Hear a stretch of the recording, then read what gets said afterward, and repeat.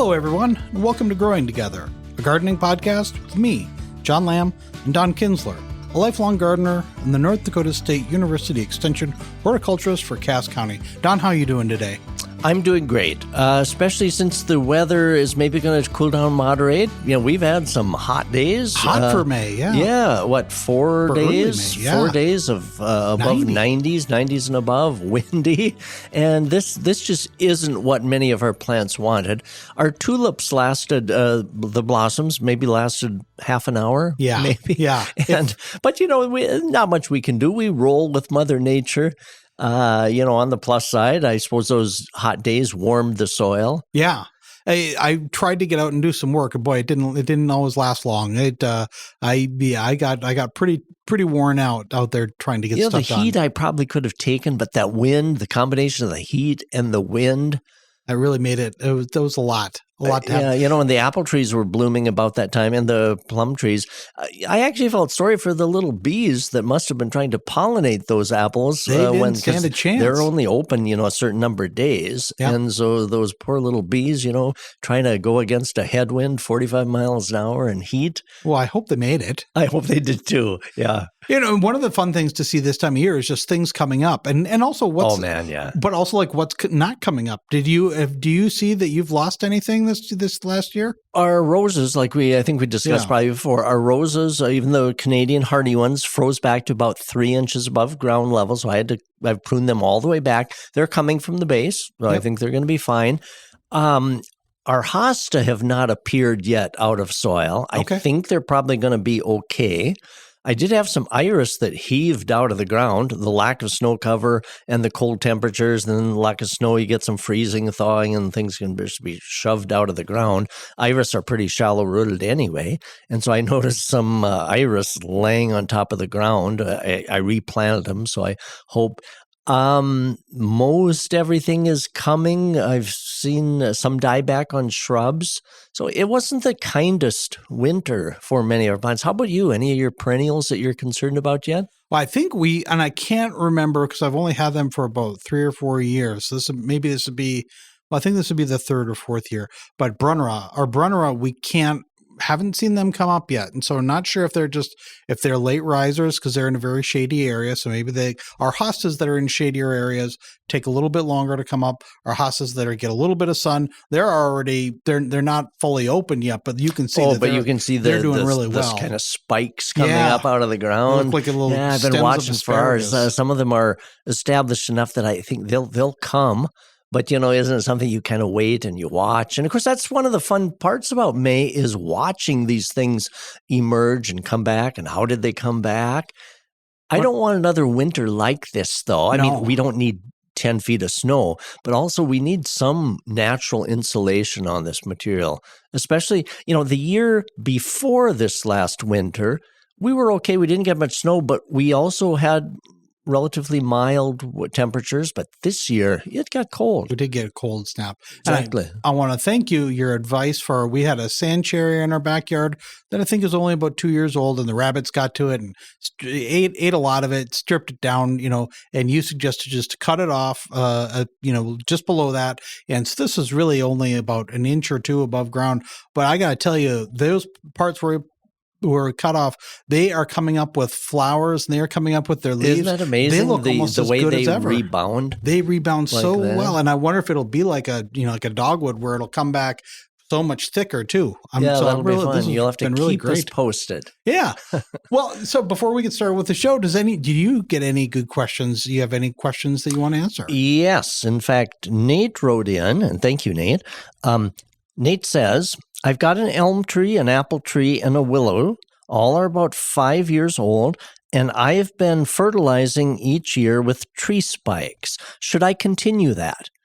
And well, Nate's question is very timely because we're going to talk about fertilizing today. But generally, and of course we'll kind of repeat this again when we get to that section, but generally trees that have been in ground that long, 5 years, they need to be out, the roots need to be out into the soil, getting the nutrition out of the soil without us adding extra. So Nate, you've nursed those trees along, and now it's time to let them fend for themselves. They'll be able to take the natural nutrition out of the soil. So you can stop that.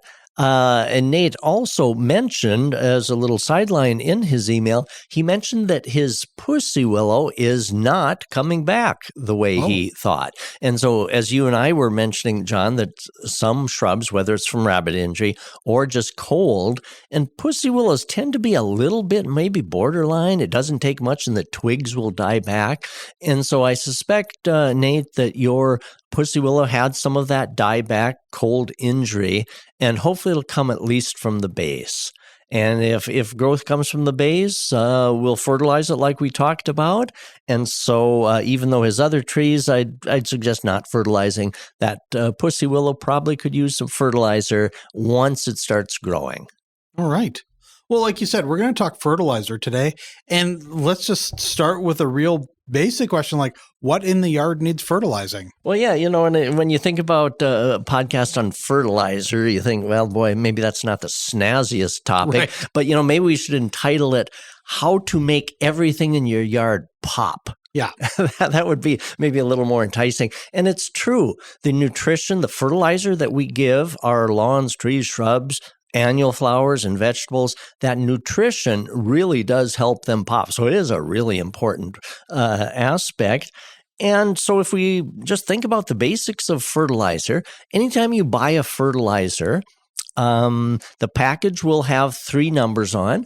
Those are the 3 elements, nutrients, that plants use in the greatest quantity. Nitrogen, phosphorus, potassium, in that order. And so you'll see numbers on a fertilizer bag like 10, 10, 10. Nitrogen, phosphorus, potassium. Different formulations of that are tweaked for different things. For example, a lawn fertilizer, grass takes a lot of nitrogen. So that first number on a fertilizer bag for lawns is going to be very high. Vegetables and other things take a more well-balanced. So if you hear the term a well-balanced fertilizer, that'll mean those 3 numbers are a little more in line, like a 10, 10, 10. So now another common question is, there are organic fertilizers and there are synthetic fertilizers. Kind of what's the difference? Well, the organic fertilizers have been used for thousands of years. The most typical one is manure. Animal manure. They found out that when that was put back onto the soil, crops grew better. And so manure was probably the original good fertilizer. Organic means kind of coming from the earth, coming from the land. You return the good things back to it. Composted leaves, the leaves that fall from the trees, when that is composted and degrades down into the soil, that releases nutrients. Our lawns, if you return the clippings down instead of bagging them off, as those lawn clippings degrade and decompose, nutrients are released. So those are all organic type fertilizers, natural type fertilizers. But since there oftentimes isn't enough natural fertilizer to go around, the scientists developed synthetic, man-made fertilizers.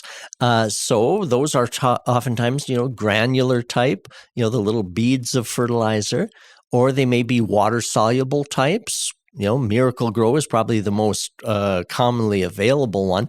Water-soluble, meaning you mix them in water and then pour them on. And as long as we're talking about organic fertilizer versus synthetic fertilizer, some people prefer one, some prefer the other. Some people want only organic fertilizers on their material. A couple of comments about those. Organic fertilizers tend to take longer to release their nutrients into the root system, but they also last longer. Synthetic fertilizers maybe have a quicker input, quicker effect, but they don't last as long into the soil. Also, organic fertilizers, in addition to the nutrient component.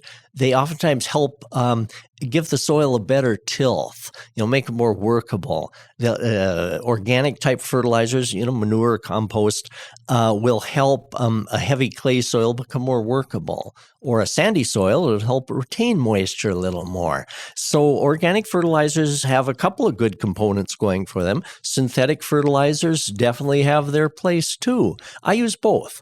Okay. And so there's definitely place for both. Another thing I should mention too, sometimes if a plant is failing, maybe a house plant, common question is, gosh, my house plant's kind of failing, not looking so good. Maybe the leaves are yellow or wilty, or should I fertilize it? But it's important to remember that fertilizer is not medicine for a sick plant. It's nutrition to help a healthy plant grow even better. Maybe like humans, when we're sick, just feeding us or force feeding us doesn't necessarily make us well again. Sometimes you have to be careful that your diet is maybe restricted or gentle on your system when you're sick. Well, plants are kind of like that too. Trying to force feed it fertilizer can actually make it go downhill the other way. But when properly applied to a young plant or an established plant, fertilizer gives it that zing that can make a healthy plant grow even better. So the whole idea of nutrition is so important. Oh, the other thing that I should mention too is how does a plant, any plant, how does it get the fertilizer into its system? Well, the most common way, of course, is through the root system. And if we use a granular type, the little beads, roots don't have teeth. They can't eat it like breakfast cereal. So even a granular fertilizer needs to turn into a solution, a water-type solution, so that roots can drink it in. So that's why even a granular-type fertilizer, think of the lawn fertilizers, many of them are granular that you apply.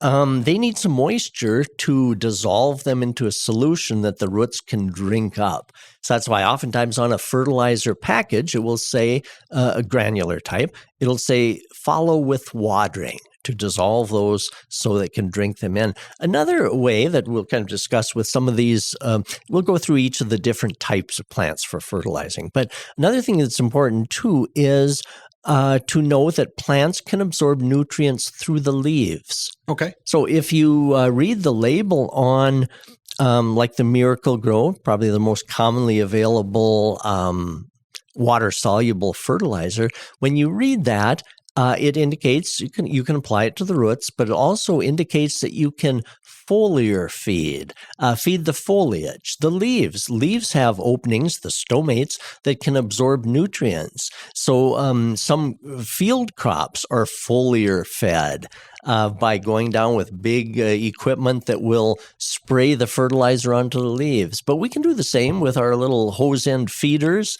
We can feed both the roots and the leaves of some things outdoors too. So it's interesting. It's not just all the roots, but some of the fertilizers can be absorbed through the leaves quite effectively also. Just out of curiosity, you said that sometimes you use an organic fertilizer and sometimes use a synthetic. Can you give examples of when you use which?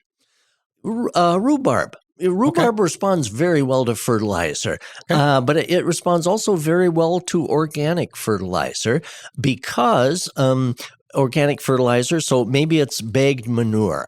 When that is incorporated around a rhubarb plant, you get that slow release of nutrients that'll feed the rhubarb, but also it likes that kind of, it likes what it does to the soil. It unbakes the soil, makes it nice and mellow.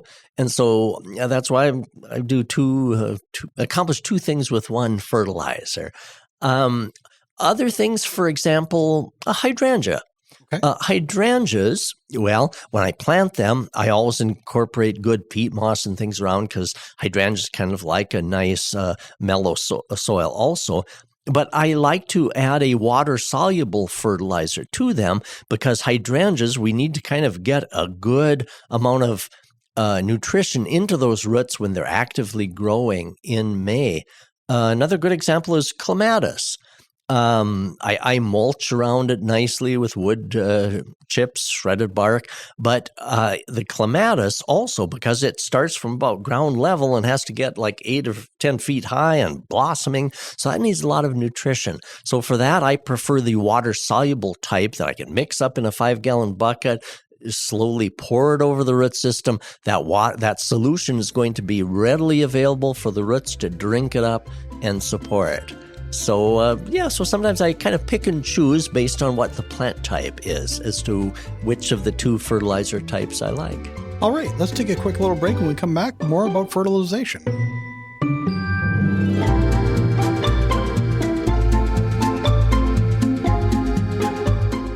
Get 6 months of local news for just $2. You get unlimited access to the news and information you need to stay connected to your community. Visit inforum.com/subscribe to get 6 months of local news for just $2.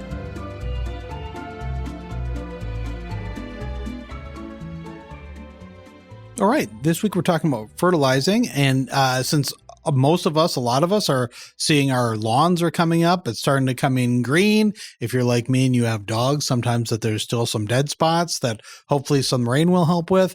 But when should we be fertilizing our lawns? Yeah, May is an important month for fertilizing, and especially lawns. Around Memorial Day has been shown to be the most effective time to fertilize lawns. So that may be a little later than one might suspect. Old recommendations oftentimes indicated to fertilize lawns early, end of April, first part of May, to get the lawn to green up. Well, that was actually shown by researchers to kind of force feed lawns before they were really ready to use that nutrition. So the turf researchers said that the most efficient time to apply lawn fertilizer is around Memorial Day, when the grass is already green, you've mowed it a few times, it's actively growing, and that lawn fertilizer applied at that time is immediately used. You know, needs a little moisture if you've used the granular type, needs a little moisture, half an inch to an inch, to get those to dissolve into the root system. But then it's immediately active and effective.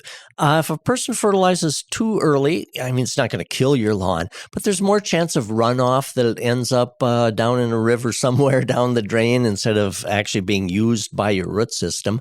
So lawns, and of course, another common question too is when you're shopping at the garden center for a lawn fertilizer, there'll be different. The price is very different. There'll be kind of generic ones, and then there'll be the name national brands that you see advertised on TV, the lawn products.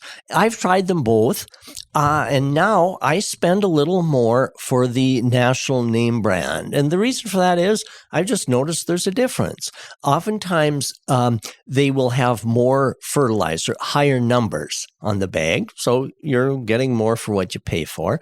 And also, although I mentioned that those 3 numbers on the bag, those main nutrients, they're oftentimes smaller elements in there in smaller quantities called micronutrients. They're things that plants don't need in quite high as quantity, but they're still important. For example, many of the lawn fertilizers, the national brands, oftentimes have iron in, and iron helps create a good, rich green color on lawns.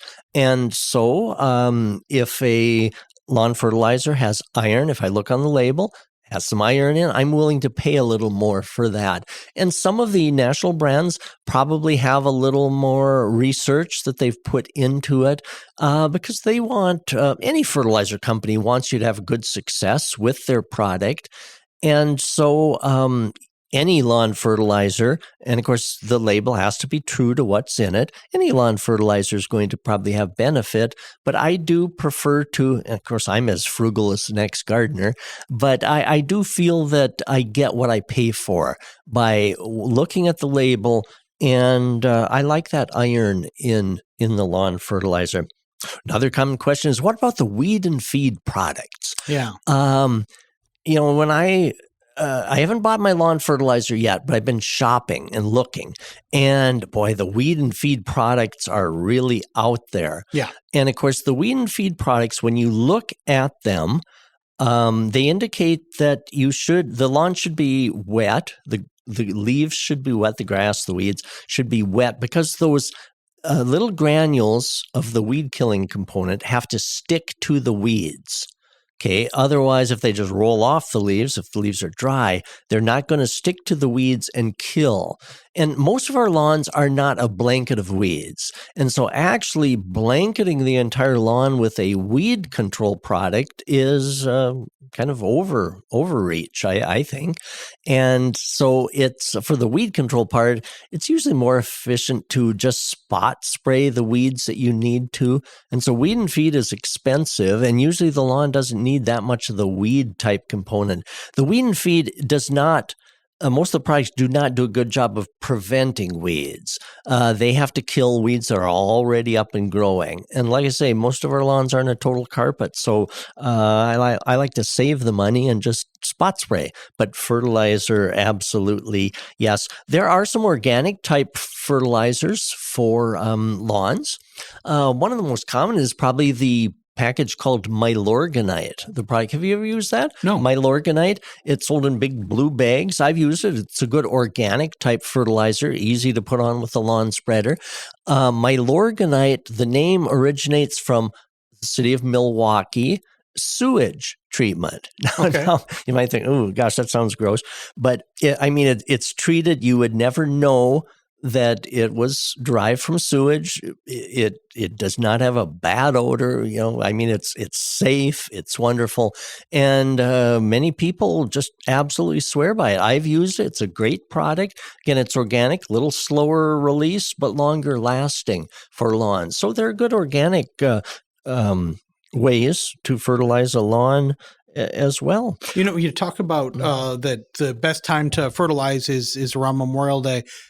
Should we fertilize again? Is this something you should repeat a couple times? There is, and when you mentioned a couple times, sometimes lawn care companies, if you opt to have a lawn care company do your fertilizing for you, sometimes they'll offer a 4-time treatment, spring, fall, and then also twice during the summer. If your lawn is under irrigation, if you have an irrigation system and you're keeping it green and actively growing, then yes, you can do 4, spring, fall, and also twice in the middle.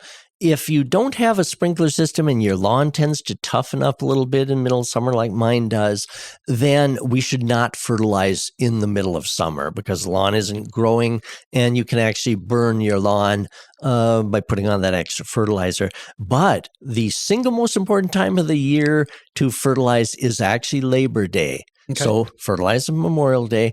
And be sure you do the fall fertilizing around Labor Day. So those 2 very important.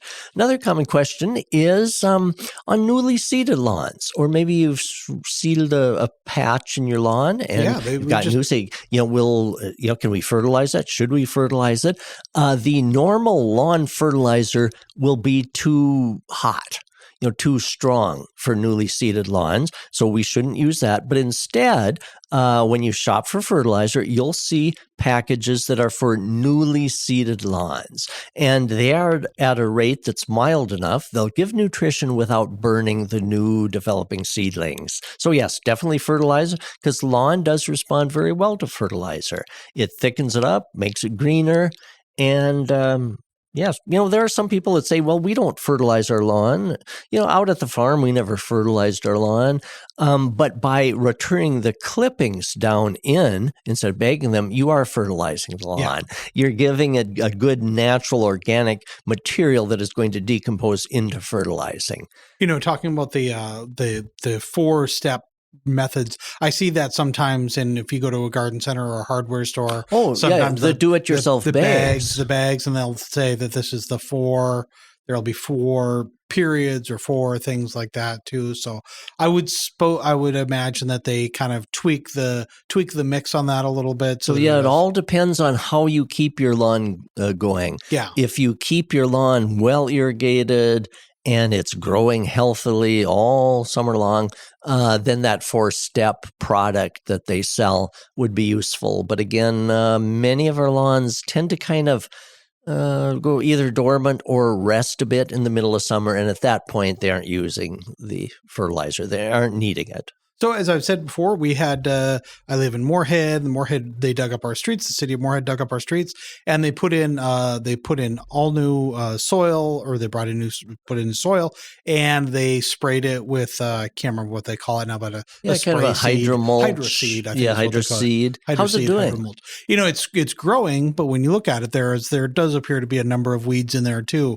And so I'm wondering too, if you fertilize something like that, where, you know, and they probably did that for a reason. Maybe it's just you'll get greener quicker, and then the grass will come along later. Less water needs. Yeah. I wonder with that, if you fertilize that area, are you going to encourage weed growth? Well, the weeds will grow. The weeds will grow extra fast. Yeah. But you know, the interesting thing is, when you seed new lawns, there's weed seed down in there, and the weeds grow too. But if it's a broadleaf, non-grassy type weed, it's no problem. Just mow, and after about the third mowing, you can use just one of the lawn weed products, and it will be able to separate. So we always recommend that don't be alarmed if the weeds are coming, the broadleaf weeds, dandelions, etc.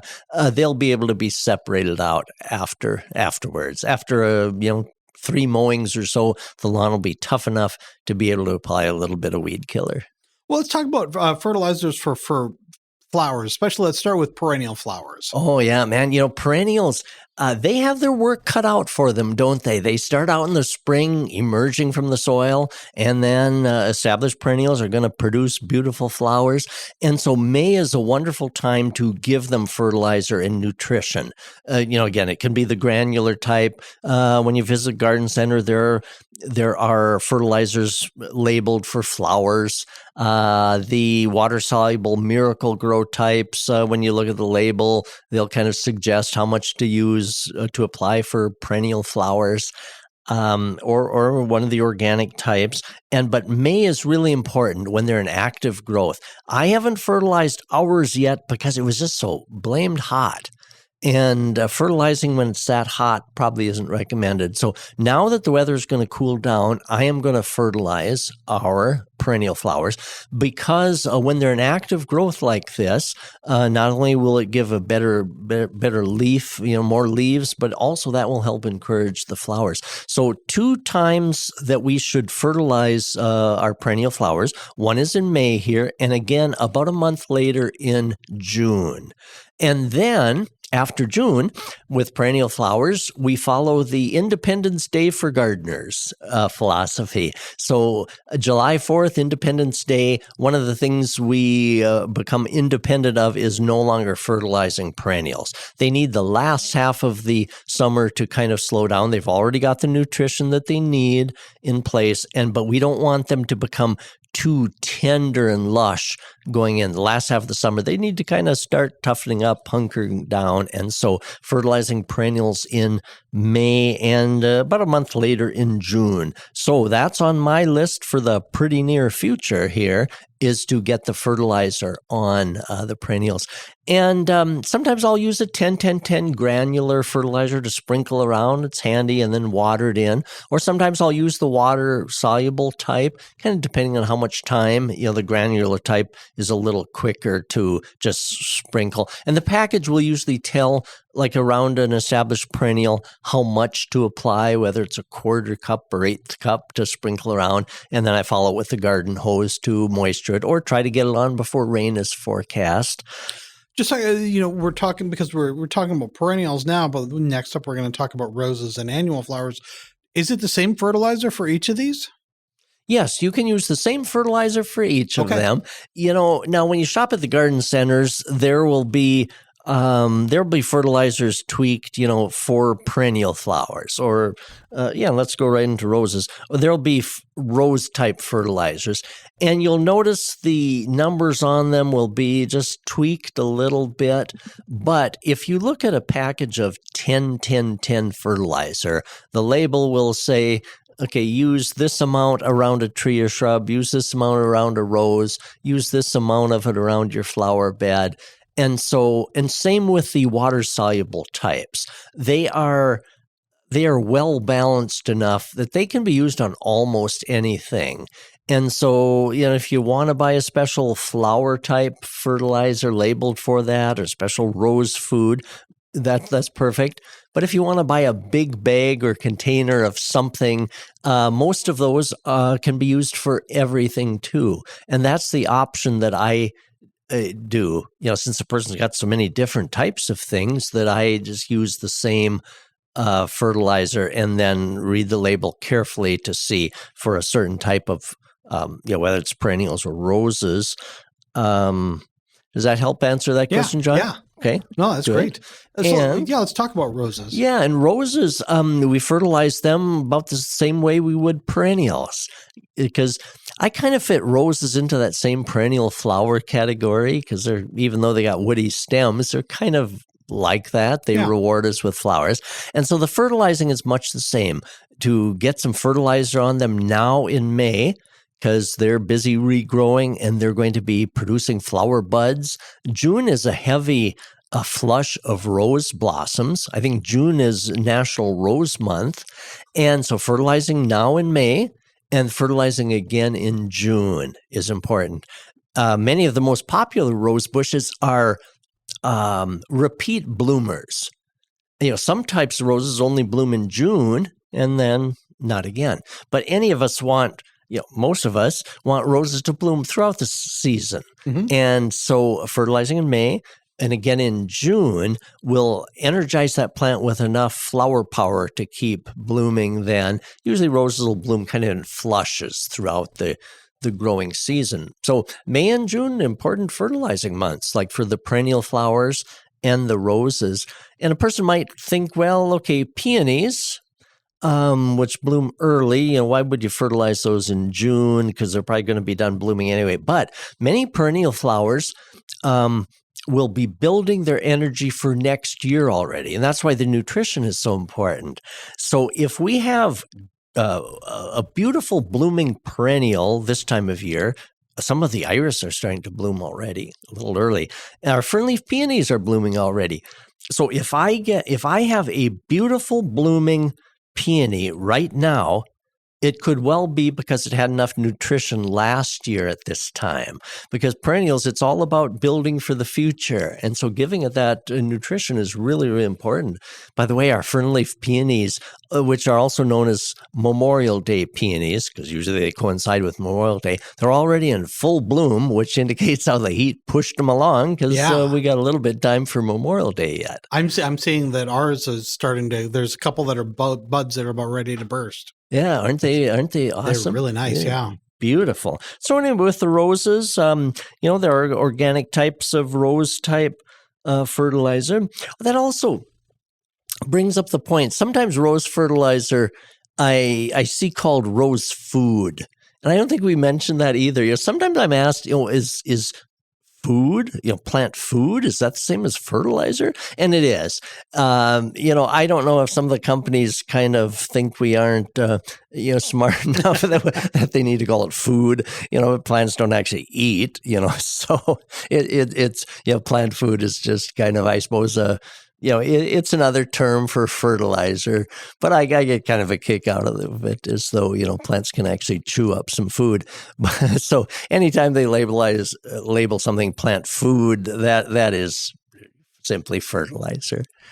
Hey, what about annuals? Especially annuals in containers and hanging baskets. When we talk about the importance of fertilizer for making things pop, annual flowers, hanging baskets, the annual flowers in flower beds, in containers, fertilizer really makes them pop. Because annual flowers, their big goal in life is to produce flowers and seed this season. Because since they don't overwinter, they got to make time. We got this growing season.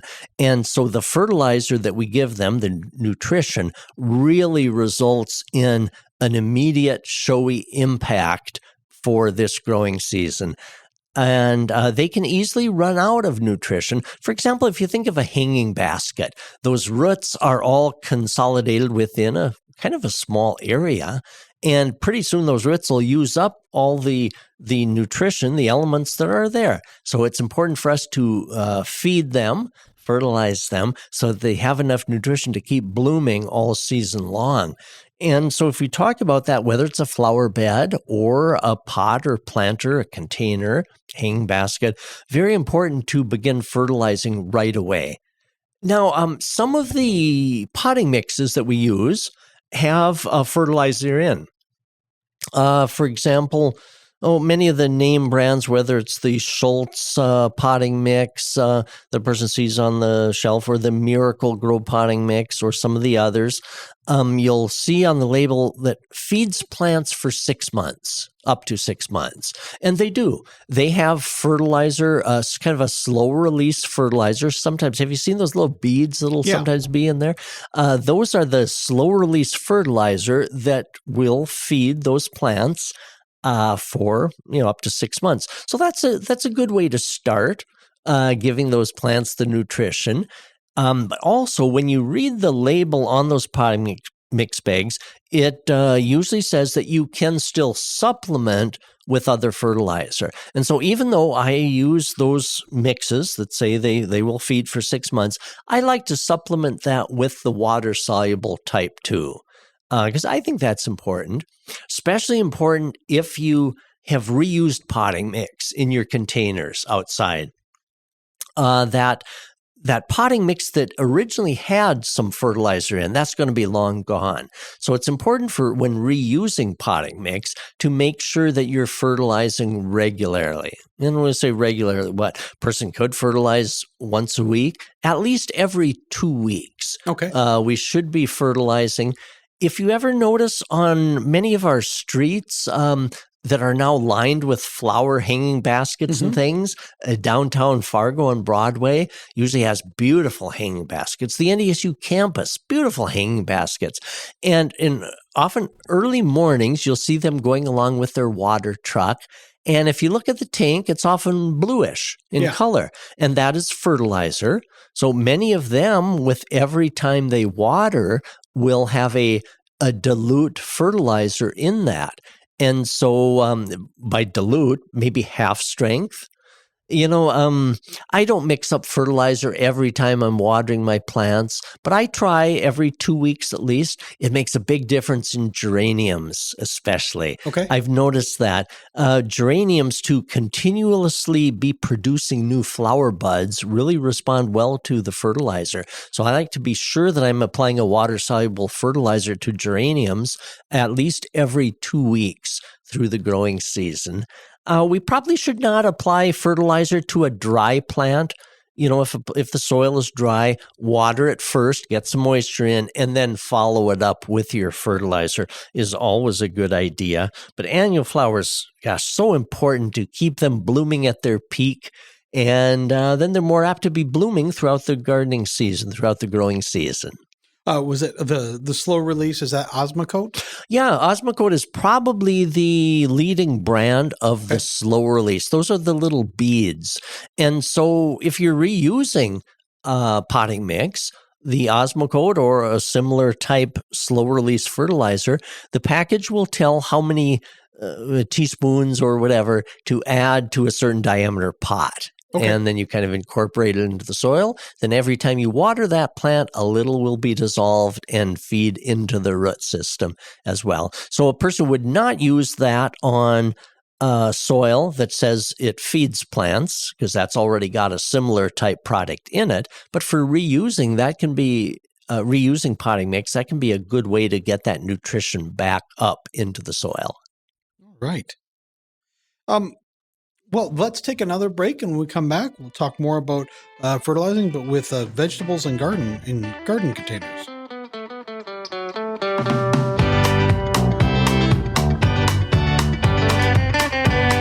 If you're loving this podcast, be sure to check out our full lineup. From news and local politics to sports and true crime, find your next great listen right now at inforum.com/podcasts. That's inforum.com/podcasts. All right, we're back. We're talking fertilizing, and we've been talking about perennials, roses, annuals, what to do with your lawn. Well, let's talk about vegetable gardens, especially if you've got containers. What should we be doing there? A vegetable in a container is it's dependent on what we give it, both for water and for nutrients, because those roots can't go out into the native soil and search for those things, those nutrients on their own. So since the roots are confined in a pot or other container, or even a raised bed, they're kind of dependent on what we're going to give it. So the importance of fertilizer, again, it could be an organic type of fertilizer or the synthetic type, giving them the nutrition that they need, especially in a container, will yield more tomatoes, more of anything that you're really growing in that container. And if it's in an in-ground, traditional vegetable garden, where the roots can go out and they can seek the nutrition. But even so, supplementing with fertilizer works great. That's where I enjoy the granular 10-10-10 fertilizer, well-balanced. And it will tell for a certain length of row. For example, on my potatoes, a certain length of row, they indicate how many pounds. There's about 2 cups of granular fertilizer to a pound. It should say that on the label too. So anyway, then for the number of feet of potatoes that I've got, then I just sprinkle the right amount of granular 10-10-10 kind of right alongside the plants. Maybe work it in a little bit with a hoe. And then of course, the water. Either me or Mother Nature will give it the water it needs. And so you can do that around tomato plants too, pepper plants. Check the label, how much to put around an individual tomato plant, sprinkle it on, and that gives good nutrition. I should mention, too, that anytime we fertilize something that's especially in ground, a soil test would be important, a good benchmark. So you know kind of where you're starting. Does the ground have enough nutrition that you don't have to add anything, or is it lacking a little something? NDSU no longer has a soil testing lab. But the University of Minnesota gladly accepts our soil samples. So if you do an online search, University of Minnesota Soil Testing Lab, they'll indicate how you go about it. It takes about a pint of soil, but they tell you whereabouts to get it from, how to mix it together and send it off to them. I think it's probably around $25 or so. To get a soil test, and also a company in Northwood, North Dakota called Agvise, Agvise, Agvise, will do homeowner garden testing, soil testing, and so do an online search for Agvise, and that will tell you the procedure and the cost for submitting a sample to them. And that's kind of a good benchmark, especially for an in-ground vegetable garden. When you talked about that, I was wondering, we tend to buy, for our tomato plants, we tend to buy a specific tomato fertilizer that comes in a little shake jug. Yes. Is that basically the same? Can we just get by with a 10-10-10? Yeah, 10-10-10 would work, but the tomato fertilizer is tweaked a bit. Okay. And, when I say tweaked a bit, probably has a little more phosphorus or potassium in it to kind of help for fruit formation and things. So the tomato fertilizer is a great product, and 10-10-10 will provide well-balanced nutrition also. But the tomato fertilizers, they're tweaked for that. So it would be interesting to have 2 tomatoes side by side, same variety, same water, same everything. Yep. Apply 1 10-10-10, 1 tomato fertilizer, and see. That type of research, I'm not aware of that being done, but it'd be kind of fun in your own garden just to see. Yeah. But again, it would have to be the same exact variety, side by side, treated identically, and then see which would produce the best. I have a feeling both are going to give you pretty decent tomatoes. Now, does that matter at all if you do if you're doing these in a raised bed or if you're doing them in the ground? Is it kind of the same treatment as far as that? Yeah, and I was wondering, the same. We're going to try doing potatoes in a bucket. Is it the same thing there, you think? Or just I'm wondering if it's a smaller confined area, do you want to be taken anything into consideration there? Yeah, again, you would follow the label. Okay. Because the 10-10-10 should say for containers, and flowers and vegetables will be essentially the same probably the same rate, but follow the instructions. Sometimes for containers, I think that a water-soluble type is probably a little more effective in getting in there right away and being immediately available. All right. Well, let's talk about trees. What should we know about fertilizing trees? And you had the letter Nate, at the Nate beginning. wrote in, and so Nate's question was well founded in that he fertilized his trees when they were young, but then now 5 years later, it's time to let them be on their own. So fertilizing trees when they're young isn't an absolute necessity. Because there's nutrition in soil, so they'll get nutrition. So some foresters say we really don't need to, and trees grow without adding extra fertilizer. But if you fertilize in May on young trees, you'll probably get increased growth, a little more growth, especially on evergreens fertilized in May. I think is probably a good idea. Again, your tree is going to grow without extra fertilizer too, but at planting time. Most foresters indicate that pretty soon you need to let the tree or shrub kind of be on its own and go in search of its own nutrition, which they can do. Trees pretty quick have a root system that expands a lot farther than you realize. And for example, a tree that has gotten up to 6 feet high probably has its root system out from the trunk in all directions, at least 6 feet out. Some varieties that grow quickly, it's twice that. So a 6 feet tree that's established for a couple of years probably might have a 12-foot in all directions from that. So it's they're able to search out their nutrients pretty easily. Nate also mentioned he used tree spikes. If you do opt to fertilize trees, tree spikes will work.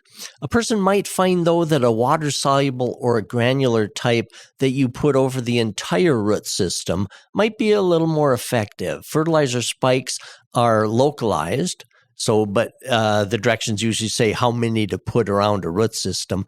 But when you drive that spike in, it's more consolidated in the roots that are right around that spike. So a water-soluble type, might, or a granular type that gets watered in might be a little more effective. I should mention on trees, though, an important kind of fertilizer-type product is iron on maples. If you're not in the natural forested areas of Minnesota, good maple country because of the soil, if you're in the Red River Valley and points west, maples and some other tree species can develop a yellowing called iron deficiency chlorosis. They're not able to take up the iron out of our soil, and they can turn kind of yellow in leaves, and eventually they're not doing their chlorophyll photosynthesis thing, and trees can start going downhill and develop dead branches over time. And so giving the nutrient iron is very important. So garden centers sell products called chelated iron, CHELATED, chelated iron, which is a very available iron type product that is applied to the root system of a maple tree. The earlier you can catch that, the better. On the onset of iron deficiency, the veins of the leaves stay green, and in between the veins develops a yellow color. Eventually, the entire leaf can turn yellow. So the earlier you can catch that, the better. And so that is another kind of a fertilizing way of adding iron to trees that get yellow looking. So even though they maybe don't need the main nutrients, nitrogen, phosphorus, potassium, they're lacking iron, which is one of the micronutrients, but very important in maples and other species that are susceptible to that. So even though many trees, we shy away from fertilizing as they age, that's one nutrient that can be very important, especially for maples. How about shrubs? Shrubs, many flowering type shrubs to increase the flowering.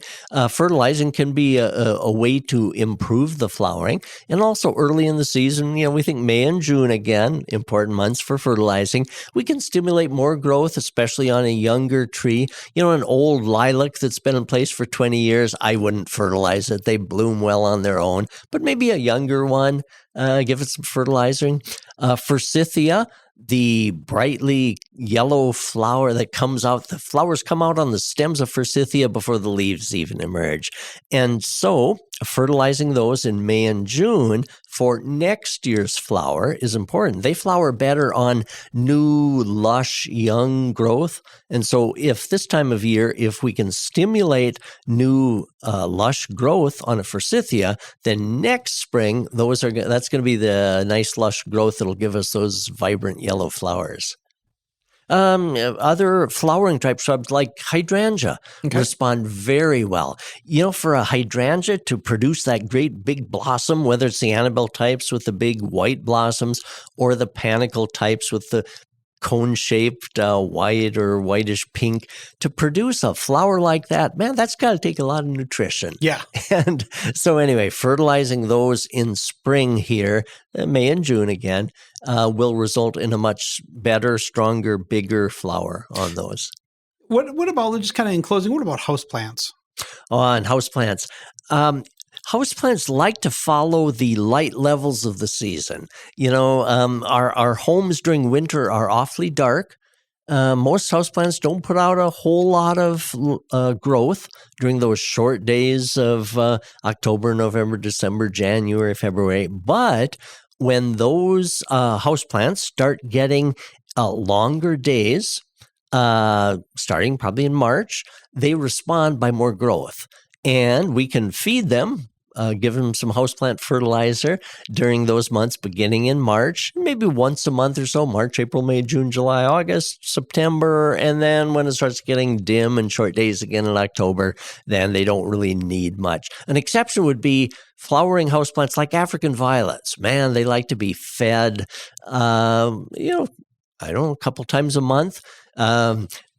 African violet lovers have their fertilizer down pat, to get them to bloom just continually like that. But there are African violet fertilizers that I think are well worth the money because, again, they're tweaked, especially for African violets. And then we follow the direction on that. There isn't a fertilizer not just for houseplants, but for other things. A fertilizer that I'm using more and more, and I could have mentioned it as we went through these different things, but a fertilizer called ammonium sulfate. Ammonium sulfate. Now, farm fields, anhydrous ammonia, that is applied to a lot of farm fields. Ammonia is high in nitrogen, and that's used by a lot of plants and things for good, healthy, leafy growth.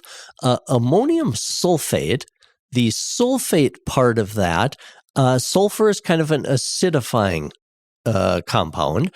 And so ammonium sulfate fertilizer has good nitrogen. It's got some of the phosphorus and potassium. It's also got the sulfur. So for the Red River Valley and points west that we have such a high alkaline soil, that acid component can help and helps release the nutrients. So many gardeners have had very good success with ammonium sulfate as a fertilizer. Garden centers sell it. I've started using it the last couple of years, and I still use, for the pots and planters, I use the water-soluble types. But for flowering shrubs, like hydrangeas, and for perennial flowers, I've started using ammonium sulfate, and the package tells you how much to apply. It's a granular type product that then you apply moisture. I believe the package also says you can mix it into water and apply it as a solution. So I wanted to mention that because more and more we're hearing about the fertilizer ammonium sulfate. So when you look at your garden center and you're looking at the different fertilizers, you'll see ammonium sulfate there, and it can be used on everything from vegetables to trees to shrubs. It'll tell you how much to use. But I'm finding that another good fertilizer to be using. especially in our alkaline type soils.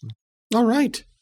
Well, this has been really eye-opening. This is good advice that we can be starting to use maybe even now, but certainly within the next month, we want to be out there and getting at least. What I get excited about fertilizing is because it makes everything pop. Yeah. It'll make my potatoes bigger, and the organic fertilizer around my rhubarb will make the rhubarb stalks bigger and brighter and less stringy. They become a little more tender. So I love what fertilizer does. We should note, though, that I know you don't have dogs. Having dogs, we put some soil in our raised beds. There was 4 raised beds that did have some manure, some organic fertilizer. Our dogs jumped right in. June started actually eating chunks of dirt, so we've had to fence that off. So be cautious with that. Maybe your dogs are better behaved than mine. But with organic fertilizer, they may really, really enjoy that. Oh, that's interesting. That's fascinating, John. Well, this has been great, Don. If people have any questions about fertilizing or anything else that's coming up in their garden, what's the best way to reach you? Send me an email, donald.kinsler, spelled Kinzler, donald.kinsler@ndsu.edu. And thanks for all of you who write in. I love hearing, if you got a question, but I love hearing about what you're doing and what you're growing and how things are doing. All right. Well, take care. We'll talk to you next week. Thanks, John. Thanks, everyone, for listening.